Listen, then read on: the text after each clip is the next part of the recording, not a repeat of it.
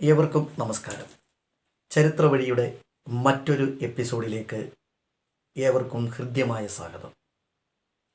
ഇന്ന് വളരെ വ്യത്യസ്തമായ ഒരു കാഴ്ചയിലേക്കും അതിൻ്റെ യാഥാർത്ഥ്യത്തിലേക്കുമാണ് നിങ്ങളെ ഞാൻ കൂട്ടിക്കൊണ്ടുപോകുന്നത്.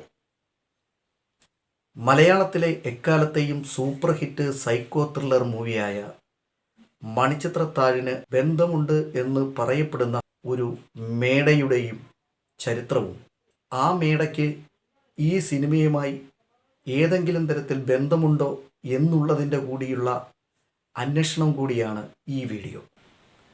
ആ കാഴ്ചയിലേക്കും വിശേഷങ്ങളിലേക്കും നിങ്ങൾക്കേവർക്കും സ്വാഗതം.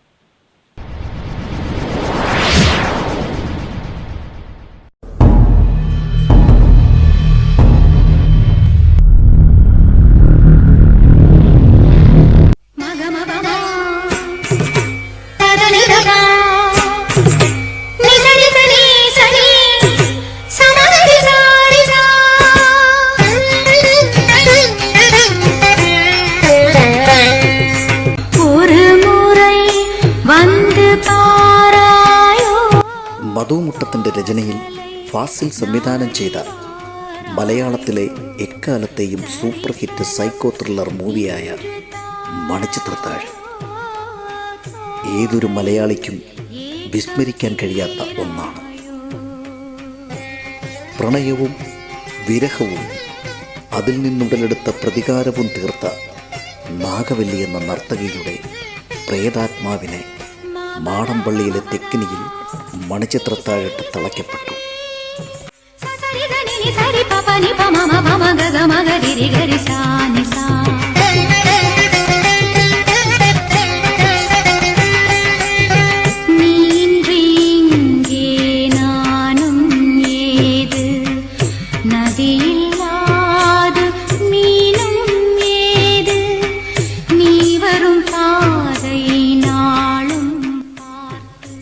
ചെറുപ്പത്തിൽ കേട്ടുവളർന്ന മുത്തശ്ശിക്കഥയും നിറം പിടിപ്പിച്ച മന്ത്രവാദക്കളവും മനസ്സിൽ പാകപ്പെടുത്തിയ ദ്വന്ദ്വ വ്യക്തിത്വം ഗംഗ എന്ന നാടൻ പെണ്ണിനെ മാടമ്പള്ളിയിലേക്ക് വരവേറ്റത് നാഗവല്ലിയുടെ ദുരാത്മാവായിരുന്നു. അവിടെ നിന്ന് മണിച്ചിത്രത്താഴെന്ന സിനിമയുടെ കഥാഗതി മാറിമറിയുന്നു. ശങ്കരൻ തമ്പി എന്ന കാരണവരോടുള്ള അടങ്ങാത്ത പ്രതികാരാഗ്നി നാഗവല്ലിയിലെ പ്രേതാത്മാവിനെ ഗംഗയിലൂടെ പുനർജനിക്കുന്നതിലൂടെ പ്രേക്ഷകരുടെ ഹൃദയമിടിപ്പ് കൂട്ടി. ഇത് മണിച്ചിത്രത്താഴെന്ന സിനിമയുടെ ഇതിവൃത്തം.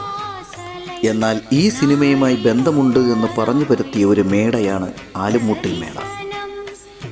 ഈ സിനിമയുമായോ അതിൻ്റെ കഥയുമായോ യാതൊരു ബന്ധവുമില്ല എന്ന് കഥാകൃത്ത് തന്നെ അവകാശപ്പെടുന്ന ഈ മേടയുടെ യാഥാർത്ഥ്യവും ചരിത്രവും നമുക്കൊന്ന് മനസ്സിലാക്കാം. ആലപ്പുഴ ജില്ലയിൽ ഹരിപ്പാട്ട് നിന്ന് മാവേലിക്കരയ്ക്ക് പോകുന്ന റോഡിൻ്റെ വശത്തുള്ള മുട്ടം എന്ന ഗ്രാമത്തിൽ ഇന്നും തലയെടുപ്പോടുകൂടി ഈ മേട കാണാം. ഈ മേടയുടെ ചരിത്രം പ്രതാപശാലിയായിരുന്ന ആലുംമൂട്ടിൽ കൊച്ചുകുഞ്ഞു ചാന്നാരിൽ ചെന്നു നിൽക്കും.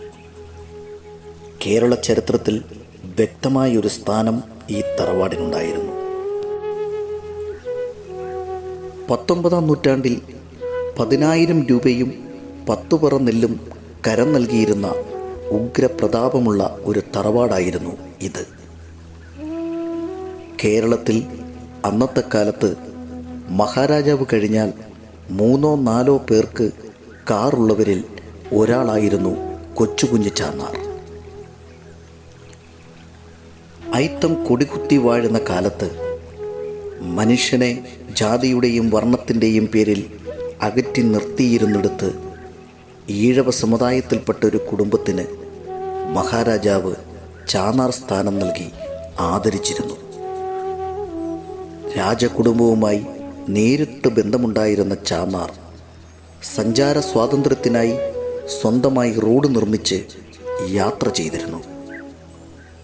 ടൗൺ ഹാൾ മുതൽ ഡാണാപ്പടി വരെ നിർമ്മിച്ച ഈ റോഡ് പിന്നീട് ദേശീയപാതയുടെ ഭാഗമായത് ചരിത്രത്തിൻ്റെ ഏടുകളിൽ എടുത്തു പറയാവുന്നതാണ്.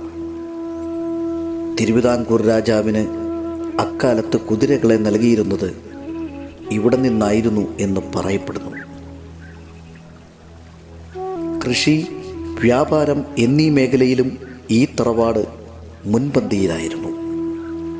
നൂറുകണക്കിന് വരുന്ന ജോലിക്കാരും ചരക്കുവള്ളങ്ങളും സംഭരണശാലകളും ഈ തറവാട്ടിലുണ്ടായിരുന്നു. തറവാട്ടിലെത്തുന്ന ഏതൊരാൾക്കും ഏത് സമയവും ഭക്ഷണം നൽകിയിരുന്ന ഒരു അടുക്കളയും ഇവിടെ ഉണ്ടായിരുന്നു.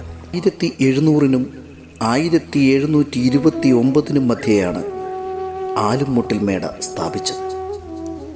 കൊച്ചു കുഞ്ഞു ചാന്നാർ കാരണവരായിരുന്നപ്പോഴാണ് ഇത് പണി കഴിപ്പിച്ചത്. 8 കെട്ടും പത്തായപ്പുരയും അതിൻ്റെ തളത്തിൽ ഇരുനിലയിലായി പണിതുയർത്തിയ മേട, ഉൾവശം ചിത്രപ്പണികളും അലങ്കാരങ്ങളും കൊണ്ട് മനോഹരമായ ഒരു കൊട്ടാര സമാനമായ സൗധം. കേരള വാസ്തുശില്പ മാതൃകയിൽ നിർമ്മിക്കപ്പെട്ടിരിക്കുന്ന ഈ മേട 3 നിലകളിലായി തടികളിലാണ് നിർമ്മിച്ചിരിക്കുന്നത്. 8 കെട്ടിൻ്റെ വരാന്തയിൽ തച്ചുശാസ്ത്രത്തിൻ്റെ കരവിരുത് പ്രകടമായി കാണാം. അതിമനോഹരമായ കൊത്തുപണികളോടുകൂടിയ മേൽക്കൂരയും മുഖപണ്ഡവും നിലവറയിലേക്ക് പ്രവേശിക്കുന്ന രഹസ്യ വഴിയുമെല്ലാം ഈ മേടയുടെ മാറ്റുകൂട്ടുന്നു.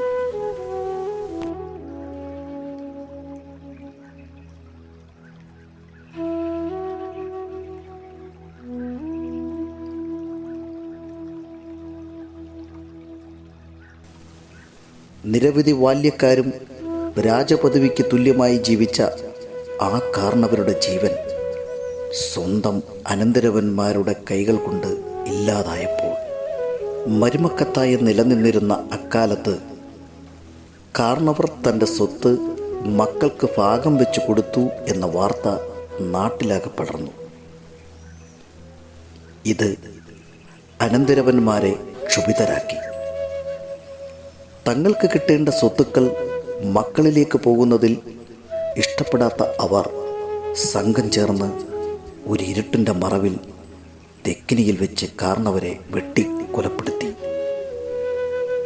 പ്രതികളെയെല്ലാം പിന്നീട് പിടികൂടുകയും കൊലപാതകം നടത്തിയെന്ന് കരുതപ്പെടുന്ന അനന്തരവനെ തൂക്കിക്കൊല്ലുകയും ചെയ്തു. അതിനുശേഷം ഈ തറവാട്ടിൽ സ്ഥിരമായി ദുർനിമിത്തങ്ങൾ ഉണ്ടാവുകയും പിന്നീട് ഇവിടെ ആരും താമസിക്കാതാവുകയും ചെയ്തു. ഇതാണ് ആലുംമൂട്ടിൽ മേടയുടെ ചരിത്രം.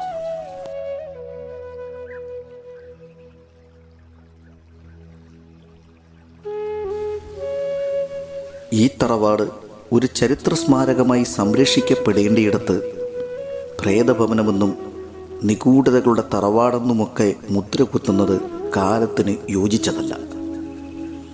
ഒരു പഴമയുടെ പ്രതീകമായി നിലകൊള്ളുന്ന ഈ മേടയുടെ ചരിത്രവും അതിന് മണിച്ചിത്രത്താഴ് എന്ന